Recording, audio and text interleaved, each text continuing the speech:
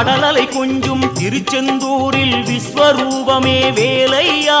பழமுதி சோலை அறுபடை வீடும் புண்ணிய தரிசனம் முருகையா